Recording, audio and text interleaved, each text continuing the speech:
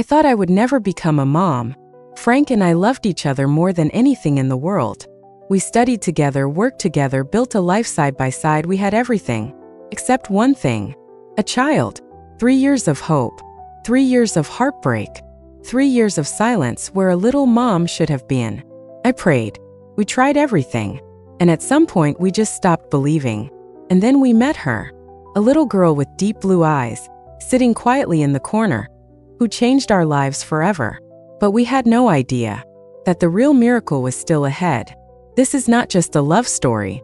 It's a story about faith that finds you again when you've already let go. Love Stories Max. Welcome to my channel. Enjoy watching, friends. I couldn't have a baby, but fate gave her more. I still remember that day so clearly, like it happened yesterday. Frank and I met at university.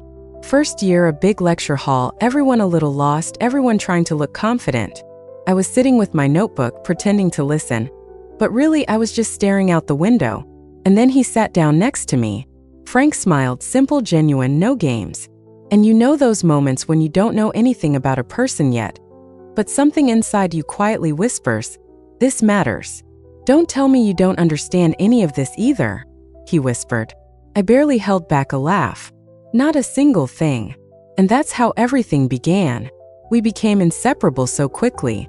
At first, shared notes, coffee after classes, long conversations outside the university.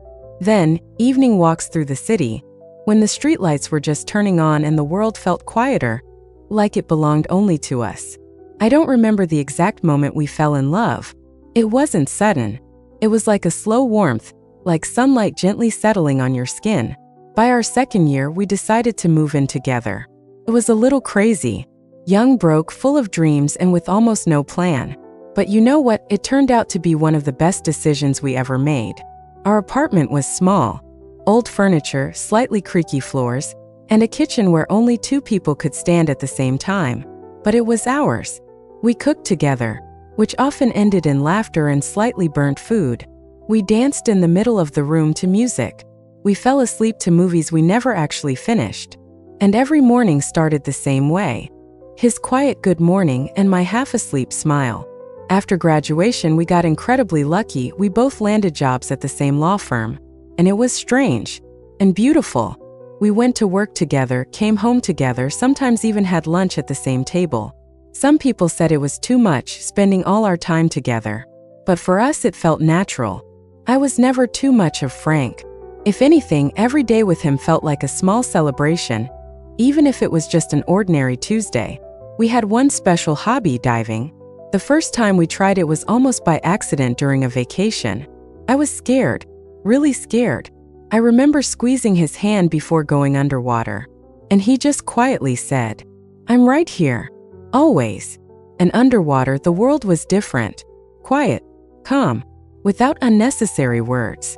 We looked at each other through our masks, and even there, in the deep, I felt it. This is home. Since then, diving became our little tradition. We planned trips, packed our gear, got excited about every new dive like kids.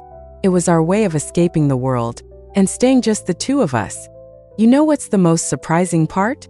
Our life wasn't perfect. There was exhaustion, tough days at work, sometimes small arguments over silly things, dirty dishes or being late. But even in those moments, we never lost what mattered most. We always came back to each other. Always. I often caught myself thinking that happiness isn't about big moments. It's about the little things. His hand in mine. His laughter in the kitchen. The way he looks at me like I'm the most important person in the world. And you know, maybe that's what love really is. Not loud, not dramatic, but quiet, warm, and real. If I'm being honest, I was never afraid of the future. Because Frank was there.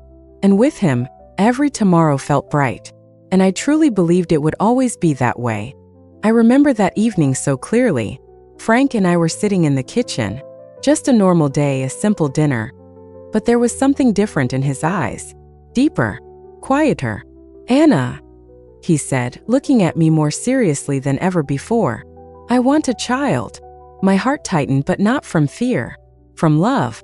"Me too," I whispered. We were 26. We already had our small cozy home, stable jobs, morning coffee together, evenings under a blanket, plans for the future. We had everything, except one thing, a child. First, we weren't worried. We laughed, joked, dreamed about what our child would be like, who they would look like. But months passed, then years. 3 years went by, and nothing. We tried everything. Doctors, tests, hope that kept rising and breaking again and again. I learned how to smile, even when I felt empty inside. And then we started going to church every Sunday, standing side by side, holding hands, silently asking, "Please give us a child." Sometimes it felt like God was silent. One day, Frank looked at me with a kind of softness I'll never forget. "What if we adopt?" I froze. The word felt unexpected, but at the same time so warm. I looked at him and realized, love isn't just about waiting. Love is about choosing. "Let's do it," I whispered. The day we went to the orphanage, my heart was beating so fast like my whole life depended on it. We brought sweets, fruits, and those fragrant tangerines that instantly filled the room with warmth. The kids surrounded us right away. Laughter, voices, little hands reaching out, and I felt lost. There were so many of them. How do you choose? How do you choose? A heart. And then I saw her, a little girl, about 3 years old. She didn't run toward us, didn't ask for anything. She was sitting in the corner, quietly stacking a toy pyramid, like she was in her own little world. I walked up to her, slowly knelt beside her. "Hi, would you like a tangerine?" I asked softly. She looked up at me and forgot how to breathe. Her eyes were so deep, so blue, so neverayatna beautiful, like the ocean, like something familiar, something I had been searching for my whole life. "That's Emily," the caregiver said gently. "She's healthy, just very serious." And in that moment, Emily suddenly smiled, a little shy, but real. "Will you peel it for me?" she asked softly. Her voice felt so close, so familiar. And in that moment, I knew, no doubt, no fear. I looked at Frank. He looked at me, and we didn't need words. She was our daughter. We didn't waste any time. After that moment with Emily, something inside me just knew she was our daughter. And Frank felt it too. We quickly started the adoption process, gathering papers, going through appointments, waiting, and every single day felt like forever. And Frank, he was already a dad. While everything was still in process, he decided to make Emily her own room. I remember him standing there, surrounded by paint cans, asking me seriously, "Do you think she'll like this shade of pink?" He painted the walls himself. Carefully, patiently, he put together a small bed, bought toys, clothes, more than we probably needed. And I looked at him and thought, he's going to be an incredible father. The day we brought Emily home for the first time, I will never forget it. She stood quietly at the doorway holding my hand, looking around carefully like she was afraid it might disappear. "Is this my home?" she asked softly. I knelt down and hugged her. "Our home. And you're the most important part of it." In that moment, we became a real family. Our home filled with laughter, scattered toys, tiny footsteps in the hallway, and that kind of warmth, the kind you can't buy or create. It just appears when love lives there. Almost a year passed. Emily confidently called us Mom and Dad. And every time I heard it, my heart melted. We loved her like she had always been ours. And then one morning, I woke up feeling strange. Slight nausea, weakness. I didn't even want to think about it. We had already stopped hoping. But something deep inside whispered, "Just check." I took the test. And when I saw 2 lines, I froze. The world just stopped. I sat on the edge of the bed and started crying, quietly, from happiness, from shock, from the realization that it finally happened. I placed the test inside a small box, called Emily over. "Sweetheart, can you take this to Dad? It's a gift." She nodded seriously and ran to the garage. Frank was fixing her bicycle. "Dad, this is for you," she said, handing him the little box. I stood in the doorway watching. He opened it and just froze, slowly sat down on a chair, like his legs couldn't hold him anymore. "Anna," he whispered. There were tears in his eyes. He looked up at me, and in the next second he ran over. We hugged. All three of us. Tightly. Warmly. For real. I gently stroked Emily's hair and said softly, "Sweetheart, you're going to have a little brother or sister soon." She looked up at me with her big eyes and smiled. And in that moment I realized, happiness doesn't come all at once. It's built. It comes through pain, through waiting, through faith. But when it finally arrives, it becomes even more precious. I will never forget that day. The day our world became bigger and warmer. The labor was long. I remember the bright hospital lights, the quiet voices of the doctors, Frank's hand in mine, strong, slightly trembling, but so familiar. And then, a cry. The first one. Loud. Alive. I closed my eyes and tears rolled down my cheeks. "It's a boy," they said softly. "Son." That word felt so gentle, like it had always belonged to me. When they placed him on my chest, so small, so warm, so fragile, I realized my heart no longer belonged only to me. It was divided now, and at the same time it had never felt bigger. Frank stood random. I watched him look at our son like he was looking at an entire universe. "He's perfect," he whispered. And there was so much love in his voice that I started crying again.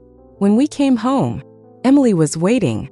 She stood by the door holding her favorite toy, a little nervous, trying to look serious. "Is this my baby brother?" she asked softly. "Yes, sweetheart," I said. She stepped closer, carefully, like she didn't want to scare him. She looked at him for a long moment, and then suddenly smiled. "I want to name him Larry." Frank and I looked at each other, and we smiled softly, warmly. "Okay," Frank said. "Meet Larry," I whispered. And just like that, our family gained another name. Another heart. Another love. Life changed. It became louder. Messier. Sleepless. But unbelievably happy. Our home now carried two voices. Emily's laughter and little Larry's soft sounds. Sometimes crying, sometimes little arguments over toys, sometimes hugs that lasted longer than words. And I would often stand in the doorway watching them and not quite believe that this was my life. I used to think love was just about two people. I was wrong. Love is when your heart grows with your family, when you look at your children and realize they are not just a part of you, they are your continuation, your hope, your forever. And you know, sometimes late at night when the kids are asleep, I sit next to Frank. We don't talk. We just hold hands. And that's enough, because now our happiness isn't only between us. It runs through the house on tiny feet. It laughs. It calls us mom and dad. And if someone asked me what a real family is, I would answer simply, it's not perfection. It's love that stays, that grows, that goes through everything and only becomes stronger. And now I know for sure, we are home. Thank you for watching. Subscribe to my channel so you don't miss new stories. And also write in the comments how you liked this story on a scale of 1 to 5. Watch the following video and enjoy watching.